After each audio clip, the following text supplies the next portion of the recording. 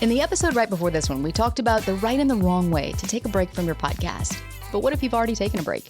What if you have hit pause and now you're ready to come back, but you're not really sure the right moves to make in order to re-energize and get your existing audience excited again about your show and also attract new listeners to your show, especially if you've had a business pivot or a change in your audience or a change in your topic or a change in the leadership of your show? Should you start fresh with a new podcast? Should you keep the old feed and just rebrand it? Are there any other things that you need to be thinking about when it comes to relaunching or rebranding an existing podcast? I've got all the answers to this and more coming up for you next. Welcome to Insider Secrets to a Top 100 podcast. I'm your host, Courtney Elmer. Let's make your business binge-worthy. So I was at a podcasting event recently and someone came up to me and said, Courtney, I've got an existing podcast and I've been podcasting for a few years. I had a co-host for that podcast, but that co-host and I are no longer working together. And also the topic of the podcast has kind of shifted a bit. So I'm wondering, do I need to completely rebrand the podcast and start over and just start fresh with a new feed? Or is there a way to reintroduce the show to my existing listeners? The audience is pretty much the same. And is there any advantage to keeping the old feed? This is a great question, and it's one we get a lot. In fact, recently someone emailed in and they said one of their biggest hurdles in growing their show is when they pre-plan content and then they don't always feel connected to the content that they planned, which then leads to big gaps in the production schedule and ultimately resulted in a year-long pause for her show. Other times, people are in the middle of a big business pivot.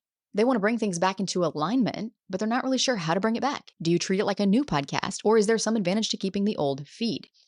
So the problem of feeling connected to pre-planned content, I will say that's another topic for another day. But no matter where you are in your podcasting journey, if you have hit pause and you want to come back for whatever reason that caused you to hit pause in the first place, if you've been in this boat, it's a valid question because it can feel tricky. Obviously, there's a part of you that wants to do what's best for your listeners, but it also needs to make sense for you. It needs to make sense for you, for your business, for your goals, with where you're headed with this podcast. And I'm also willing to bet there's a part of you that doesn't want to unknowingly lose any of the traction that you might have built thus far. Let's say if you started over with a new feed and you lost everything, all the reviews and all the downloads and everything associated with the old feed. But maybe you don't want to keep the old podcast if that's somehow going to hurt or hinder you from growing the new version of your show in any way. So here's the thing. Players like Apple and Spotify don't really give any hard and fast guidelines of the advantages of starting a new feed versus resurrecting an old one. But we can use some common sense here. We can figure out what would give your show the most advantage and therefore a clear path forward. So first, what you need to do is assess how big of a pivot are you making? If it is a complete departure from whatever it is that you taught, let's say first you were teaching trademark law and now you're teaching photographers how to build a photography business. Okay, that's going to be a totally different audience. So in cases like this, a new feed may make sense. But if it's the same audience, if it's more or less the same target group of people, then keeping the same feed might have some advantages. Now, you may not want to keep all of the episodes, and there certainly is a way to republish and or repackage and or just unpublish some of the episodes that no longer support the direction of this show. But if it's the same audience, there could be some advantages, and I'll explain what those are in a moment. Now, option C would be if you had zero traction on your podcast. You had maybe 5 listeners listening. You were getting less than 10 downloads an episode. You could go either way. You could start new, or you could keep the existing feed. And by the end of this episode, you will have a better idea of which route would make the most sense for you. So for example, in the instance of losing a co-host, that audience was staying the same. There was really no difference in the audience. And those listeners already had a relationship with one of the hosts, and he had decent traction on the show. So in this case, the focus of the podcast was staying the same. The audience was staying the same. And there was already a relationship built with the host. So in this situation, there was no real advantage to scrapping this and starting over. So my recommendation in that instance is just to reintroduce your podcast to your listeners, communicate all of the changes with them, bring them into the fold, let them in on the conversation, let them feel like they're a part of something here. And then strategically relaunch your show to help reset your momentum on podcast players like Apple and Spotify, which is also going to do double duty of boosting your visibility. And then you're off to the races. Then it's like you never left. Yes, you might have some listener attrition, but guess what? You're going to make that up with a strategic podcast relaunch. But the key piece in that right there, in resurrecting an old feed, is to communicate with your listeners on every channel that you have available to you, whether that's email, social media, any sort of groups that you might have for your community, Facebook groups and the like. Invite them into your process. In fact, my friend Alex Sanfilippo does this really well. Shout out to you, Alex, because I know you listen to this show. And one of the things that Alex does well is that anytime there's a change in his company, anytime he's changing anything with his platform that he's built, anytime that he's changing anything with his software or anything that would affect his community in some way or cause his community to question, well, why did you make that change? Why are you doing that? He explains the why behind it. He brings his listeners and community into whatever he's doing. In fact, recently he merged 13 of his brands into one. He brought them all under one roof, one brand, and he explained why. And guess what? People loved it because they felt like they were part of something and they saw the rationale behind it, which made sense to them. So therefore, they understood it and they got behind it. And so this is a very small and easy way that you can build community, that you can make your people feel special. But let's talk about what if your podcast is changing topics? If the audience stays the same, again, my recommendation is usually that there's no reason to start a fresh feed as long as the existing audience or a portion of the existing audience would also have an interest in the new topic. Expect some attrition, expect some listeners to drop off.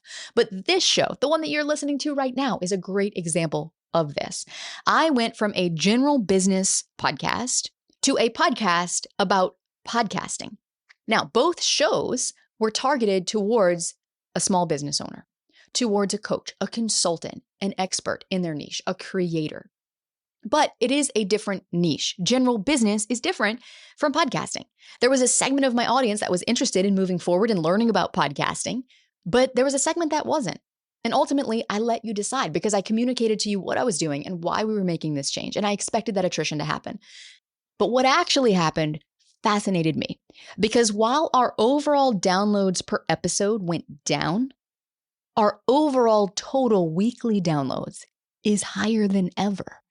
Which to me indicates that maybe we have fewer listeners, but they're listening to more episodes. They are binging and consuming more of our content. And our listener retention and our consumption rates are through the roof. They were around maybe 60% before. Now we have 85 to 100% consumption. So here's the thing. I changed nothing about the old episodes. Why? Because those episodes, because they're general business episodes, they're still helpful to the listeners that we have now. So I saw no reason to take them down. It's still me. I'm still the same host. What you see is what you get. We just talk a lot more about podcasting now than we ever used to. Also, I had a lot of great reviews that really spoke to the quality of the show and the listener that we're here to serve, which has remained the same, even though the topic now on the show is more specific. So starting over with a new feed versus rebranding the existing one would have caused me to have to start over from scratch. And again, using common sense here, that just didn't make sense. Okay, now what about if you've completely shifted gears? What about if you've changed industries? We're going to talk about that here in a moment. But if your show has been paused right now, and it's been paused for a while, 6 months, a year, maybe longer, you want to bring it back. My question to you to ask yourself is, what is my biggest fear or worry about bringing it back? What's preventing you from bringing it back? Are you worried that you've lost listeners and now maybe it's going to be hard to get that visibility back? Okay, maybe valid in some cases, but that's nothing a relaunch can't help you fix. And if you're in this position right now and you're like, okay, I do want to relaunch my podcast, but I don't know the first thing about rebranding it. I don't know the first thing about updating my messaging or getting the positioning right or rebranding and retooling this so that it actually can attract the listeners that I want. We're here to help. Pod launch is where you need to be.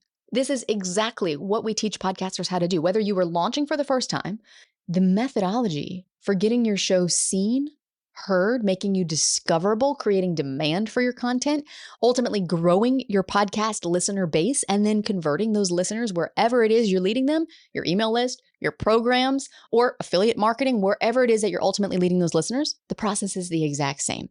And we have worked with dozens and dozens of existing podcasters to help them realign their podcasts, relaunch their podcasts, rank their podcasts, and begin growing their podcasts with more traction than they ever had prior to getting these pieces dialed in, the messaging, the positioning, and their audience monetization engine. So if that's something that you feel like you need help with and you would love to have someone looking over your shoulder and guiding you through this process, go to the show notes, book a call with my team, and let's find out if we're fit to work together. Because on the flip side of this, if you have completely shifted gears or industries, then yes, your podcast is going to need a rebrand. Now, it depends on how big a departure is. And again, I always go back to, is it the same audience? But if it is a different audience, and especially if you didn't have a whole lot of traction on the first show, then starting fresh might be your best bet. Or if you do have a lot of traction on the existing show, but it is a departure from what you were doing previously, then starting a second podcast could be a better bet. We had a client who, when she started her podcast with us 4 years ago, was in a very niche industry. She grew this podcast. It ranked in the charts every week. It was converting listeners to her evergreen program. And then about 2 years in, she decided that she wanted to serve a different segment of her audience. Now, she was still teaching the same thing, but the way that she was teaching it to this one segment of the audience was very different than how she was teaching it to the other segment of the audience. The first segment was actors, and she was teaching voice coaching to these actors. But the way that you teach voice coaching to an actor is very different than you were going to teach a thought leader how to stand in their power and show up authentically and get booked to speak on more stages and be a better podcaster and so forth. So she knew that even though the existing podcast had a lot of traction, she wasn't going to be able to speak to both audiences on that podcast. She didn't want to rebrand it because it was still serving that segment of her community, but she also wanted to be able to serve this new segment of her community. So she started a second podcast. She followed the exact same process, exact same methodology. She launched that podcast. She ranked that podcast ahead of Amy Porterfield and Jenna Kutcher. And that podcast began to grow. Meanwhile, the other podcast she stopped publishing episodes to for about 18 months. During that pause, because she had the messaging, the positioning, and the monetization engine dialed in, that podcast continued to rank, even though she was not actively publishing to the feed. And it continued to drive traffic to her evergreen program, to the point where now she runs both podcasts because she's like, well, I can't just continue to let nothing happen over here with this other podcast and these listeners. I want to be able to continue serving them too. So she's figured out a way to work both. Now, in your situation, maybe 2 podcasts sounds like a nightmare to you. 2 podcasts sounds like a nightmare to me. I have enough to keep up with 1 podcast. So in some instances, maybe starting fresh would be the better option for you. It ultimately depends on what your goals are, how big of a pivot it is, whether the audience is changing, and your personal bandwidth.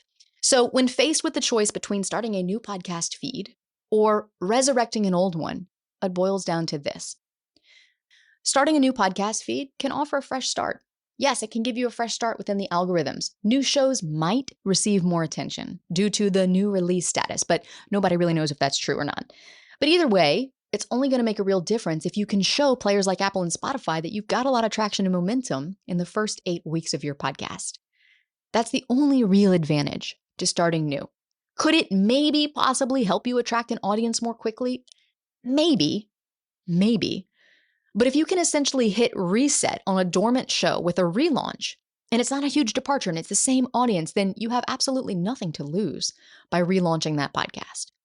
Now, when you are resurrecting or rebranding an old podcast feed, what it's going to allow you to do is it's going to allow you to help retain your existing subscribers. They're going to get a notification if they're following your show as soon as you release a new episode. So it kind of will help to bring them back into the fold. You can tailor that episode to help talk about the pivot and bring them into the conversation. I literally did that. You can go back to episode 200 on this podcast. We will link to it in the show notes for you. And that was literally my transition episode from general business to podcasting. And I explained why we did it. I explained why we were making these changes. And I also explained why people should stick around if this was the type of content that they were interested in getting going forward. Also, this is going to help you retain and leverage any established SEO value that you have, any reviews that you have, any backlinks you have to your podcast. And if you have a dedicated listener base and you value retaining your current audience and your current stats, this would be the way to go. So the bigger question here, and it's a question I asked mid-episode, is what's keeping you from making a decision as far as which path is best for you? What's keeping you from making that right now? Address that. Then you'll be able to clear that out of the way and move forward. It's really that simple. And at Podlaunch, we have worked closely with dozens and dozens of business owners and experts to relaunch a stagnant podcast, to rank them in the top 100, to realign their message and convert those listeners to clients. So again, if you're looking for someone who can come alongside you and help you build the strategy you need to relaunch your show and to get listeners choosing your show over the competition every single time, then make sure you scroll to the show notes and book a call with our team. And let's see if Podlaunch is a fit for you.